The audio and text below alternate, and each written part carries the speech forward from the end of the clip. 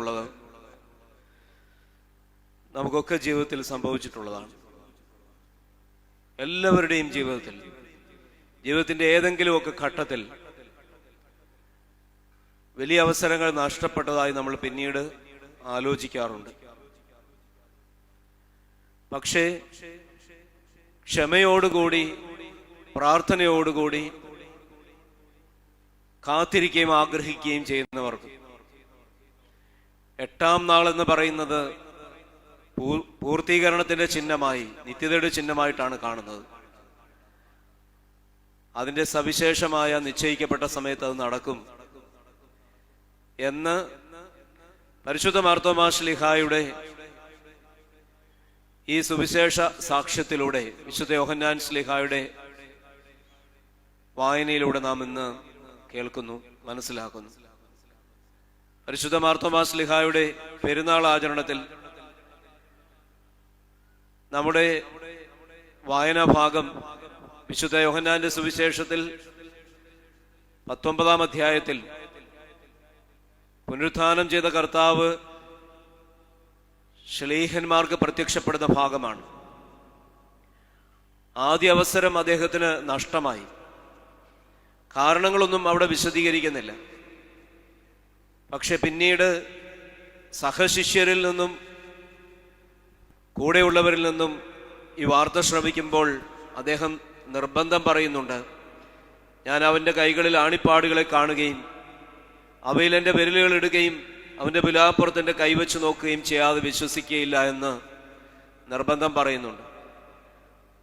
അപ്പോൾ 8-ാം നാൾ വീണ്ടും അദ്ദേഹത്തിനൊരു അവസരം കൂടി ലഭിക്കുന്നുണ്ട്. ഇത് നമ്മെ സംബന്ധിച്ചിടത്തോളം ക്രിസ്തുവിൽ നമുക്കുള്ള പിതാവായ മാർത്തോമാ ശ്ലീഹായുടെ ഈ ജീവിത സാക്ഷ്യം നമ്മെ സംബന്ധിച്ചിടത്തോളം നമുക്ക് ആത്മീകമായി ധാരാളം ഊർജം പകരേണ്ടതാണ്. കാരണം പലപ്പോഴും അവസരങ്ങൾ ജീവിതത്തിൽ നഷ്ടപ്പെടുമ്പോൾ നമ്മൾ നിരാശരാവുകയാണ് ചെയ്യുന്നത്. അത് ചിലപ്പോൾ ഒരുമിച്ചൊരു സമൂഹമായിട്ടാണെങ്കിലും കുടുംബങ്ങൾക്കായിട്ടാണെങ്കിലും വ്യക്തികൾക്കായിട്ടാണെങ്കിലും നമ്മുടെയൊക്കെ ജീവിതത്തിൽ നമ്മൾ പ്രയാസപ്പെടാറുണ്ട്.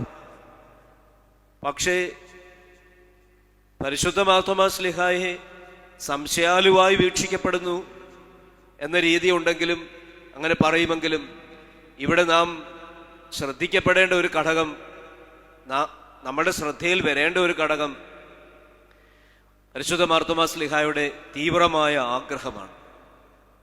കാണണം എന്നുള്ള ആഗ്രഹം അവിടെ കാണുന്നുണ്ട്. അപ്പോൾ നിശ്ചയമായിട്ടും പുനരുത്ഥാനം ചെയ്ത കർത്താവിനെ കാണണമെന്നുള്ള സമർപ്പണം, തൊട്ടുനോക്കണമെന്നുള്ള അഭിവാഞ്ച, ഇത് ആ ജീവിതത്തിൽ അസുലഭമായ ഒരു അവസരമായി വെളിപ്പെടുന്നു.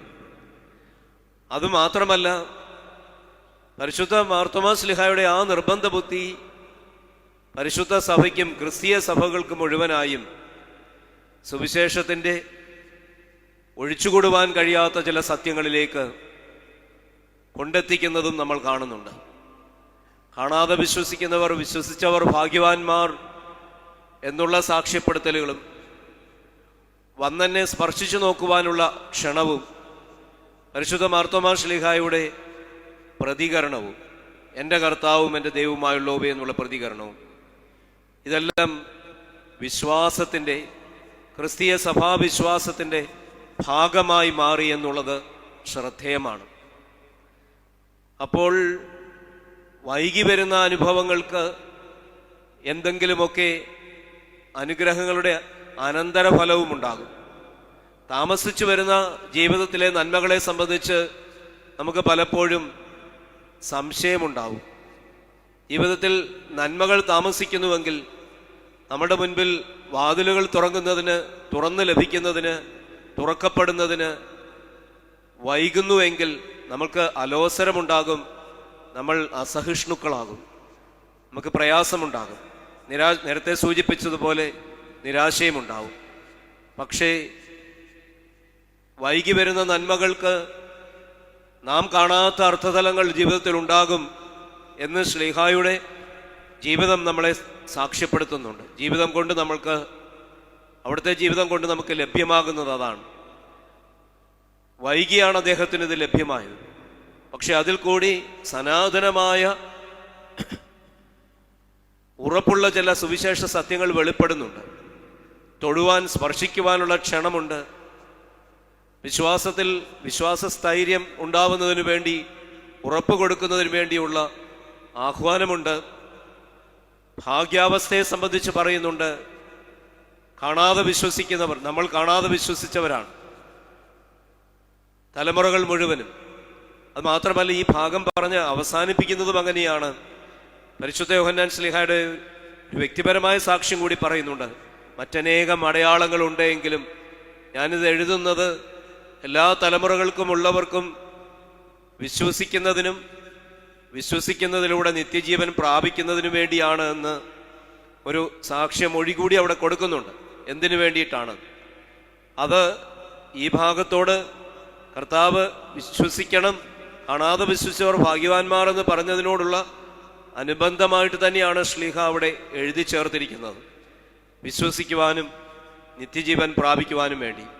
അതുകൊണ്ട് നമ്മുടെ ജീവിതത്തിൽ ചില നന്മകളൊക്കെ അതിനൊരു അമാന്തമുണ്ടായാൽ, ഒരു താമസമുണ്ടായാൽ, അതിനെ സംബന്ധിച്ച് അസഹിഷ്ണുക്കളാകാതെ ശ്രദ്ധയോടെ, ക്ഷമയോടുകൂടി, സമർപ്പണത്തോടുകൂടി അവനെ സ്പർശിക്കുവാൻ എനിക്ക് അവസരമുണ്ടാകും എന്ന് താല്പര്യത്തോടുകൂടി, പ്രാർത്ഥനയോടുകൂടി ആയിരിക്കുക എന്നുള്ളത് ജീവിതത്തിൻ്റെ ആവശ്യമാണ്. അതുമാത്രമല്ല, ഇവിടെ നാം കാണുന്ന വിശ്വാസത്തിൻ്റെ ഒരു പ്രഖ്യാപനമുണ്ട്. അതായിരുന്നു പരിശുദ്ധ മാർത്തോമാ ശ്ലീഹായുടെ പ്രതികരണം. പരിശുദ്ധ മത്തായിയുടെ സുവിശേഷം 16-ാം അധ്യായത്തിൽ സിസറിയ ഫിലിപ്പിയിൽ വെച്ചിട്ട് പത്രോസ് ശ്ലീഹായുടെ ഒരു സാക്ഷ്യമുണ്ട്, നീ ജീവനുള്ള ദൈവത്തിൻ്റെ പുത്രനായ മശിഹായാകുന്നുവെന്ന്. അതിനുശേഷം നമ്മൾ കാണുന്നത് പരിശുദ്ധ മാർത്തോമാ ശ്ലീഹായാണ് ഹൃദയപൂർവം അകമഴിഞ്ഞ് ഒരു നിലവിളി പോലെ പറയുന്നത്, എൻ്റെ കർത്താവും എൻ്റെ ദൈവവുമായുള്ളവേ എന്നുള്ളത്. ക്രിസ്തു ദൈവമാണ് എന്നുള്ള സാക്ഷ്യപ്പെടുത്തൽ അത് പിന്നീട് തുടർന്നു വന്ന നൂറ്റാണ്ടുകളിൽ പലതരത്തിലുള്ള വിശ്വാസ വിപരീതങ്ങൾ ഉണ്ടായപ്പോഴും പല പൂർവിക പിതാക്കന്മാർക്കും സൂത്രവാക്യമായി മാറിയത് പരിശുദ്ധ മാർത്തോമാ ശ്ലീഹായുടെ എൻ്റെ ദൈവമേ എന്നുള്ള വിളിയാണ്. കർത്താവിനെ, അത് ഹൃദയഭേദകമായ വിളിയാണ്. അത് മാത്രമല്ല, എന്നെ കർത്താവേ കർത്താവേ എന്ന് വിളിക്കുന്നവരല്ല, എൻ്റെ ഇഷ്ടം ചെയ്യുന്നവർ എന്ന് നമ്മൾ കാണുന്നുണ്ട്. അപ്പോൾ അവസാനം ഭൂമിയുടെ അറ്റത്തോളം പോകണമെന്ന് പറഞ്ഞ ആവശ്യം ഇഷ്ടം ചെയ്തവൻ കൂടിയാണ് ഈ പരിശുദ്ധ ശ്ലീഹ. അതുകൊണ്ട് വിളിക്കുന്നതിൻ്റെ അകത്ത് വ്യത്യസ്തമായ തലമുണ്ട്. എൻ്റെ ദൈവത്തെ നാം വിളിക്കുമ്പോൾ അതിലൊരു ആത്മബന്ധമുണ്ട്. അത് വെറുതെയല്ല നമ്മൾ വിളിക്കുന്നത്. അപ്പോൾ ഇത് പുനരുത്ഥാനം ചെയ്ത കർത്താവാണ് എന്ന് സ്പർശിച്ച് മനസ്സിലാക്കുവാനുള്ള ക്ഷണം ലഭിക്കുമ്പോൾ പരിശുദ്ധ മാർത്തോമാ ശ്ലീഹായുടെ പ്രതികരണം എൻ്റെ കർത്താവും എൻ്റെ ദൈവവുമായുള്ളവേ എന്നുള്ളതാണ്. അത് വിശ്വാസ പ്രഖ്യാപനമാണ്, അത് ഹൃദയത്തിൽ നിന്നുള്ള നിലവിളിയാണ്, അത് പ്രാർത്ഥനയാണ്, അത് ബന്ധമാണ്.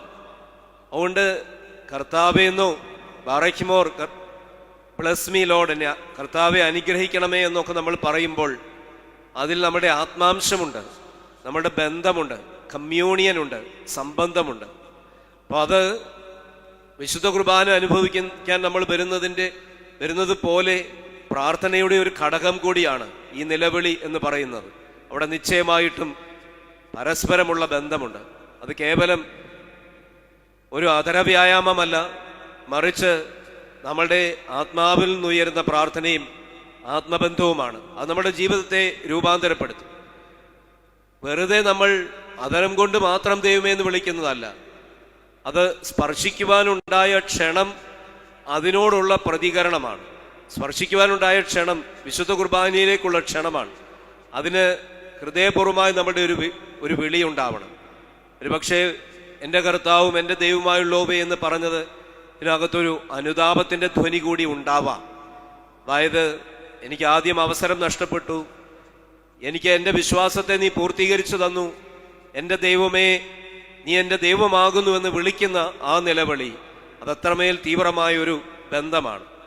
അതുകൊണ്ട് തന്നെ പരിശുദ്ധ മാർത്തോമാ ശ്ലീഹായുടെ ശിഷ്യരായ നമുക്ക് ഓരോരുത്തർക്കും ഈ നിലവിളി, ഈ പ്രാർത്ഥന അത്രമേൽ പ്രധാനപ്പെട്ടതാണ്. അത് സുവിശേഷ സത്യത്തെ നമുക്ക് ബോധ്യപ്പെടുത്തി തരുന്നതാണ്. അത് മാത്രമല്ല, കർത്താവ് യേശുക്രിസ്തു ദൈവമാണ് എന്നുള്ള ഉറപ്പ്, അവനിൽ നിത്യജീവനുണ്ട് എന്നുള്ള ഉറച്ച വിശ്വാസം നമുക്കുണ്ടാവണം.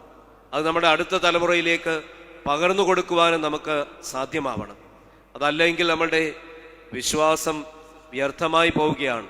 പുനരുത്ഥാനം ചെയ്ത കർത്താവിനെ സാക്ഷ്യപ്പെടുത്തി നേരിട്ട് കാണുവാൻ സാധിക്കാതെ പോയ പരിശുദ്ധനായ പൗലോസ് ശ്ലീഹായും ഞങ്ങളുടെ പ്രസംഗം വ്യർത്ഥമാണ് എന്ന്, പുനരുത്ഥാനത്തിൽ വിശ്വസിച്ചില്ല എങ്കിൽ വ്യർത്ഥമാണ് എന്ന് പറയുന്നുണ്ട്. ഇതെല്ലാം നമ്മൾ പരസ്പരം ഇണക്കിച്ചേർത്ത് തന്നെ, സമന്വയിപ്പിച്ച് തന്നെ ചിന്തിക്കാവുന്നതാണ്. നമ്മെ സംബന്ധിച്ചിടത്തോളം, പരിശുദ്ധ മാമോദീസയേറ്റ ഓരോ വിശ്വാസിയെ സംബന്ധിച്ചിടത്തോളം ആവർത്തിച്ച് നമ്മൾ മനസ്സിൽ ഉറപ്പിക്കേണ്ട ഒരു പ്രാർത്ഥനയാണ് എൻ്റെ കർത്താവും എൻ്റെ ദൈവമേ എന്നുള്ളത്. നമ്മെ സംബന്ധിച്ചിടത്തോളം, മലങ്കര ഓർത്തഡോക്സ് സഭയെ സംബന്ധിച്ചിടത്തോളം ഇത് ഏറ്റവും വലിയ ഭാഗ്യമാണ്. നമ്മൾക്ക് ലഭ്യമായിട്ടുള്ള ഏറ്റവും വലിയ പൈതൃകം, ഹെറിറ്റേജ് എന്ന് പറയുന്നത് വേറൊന്നുമല്ല, ഈ പ്രാർത്ഥനയുടെ ഈ നിലവിളിയാണ്.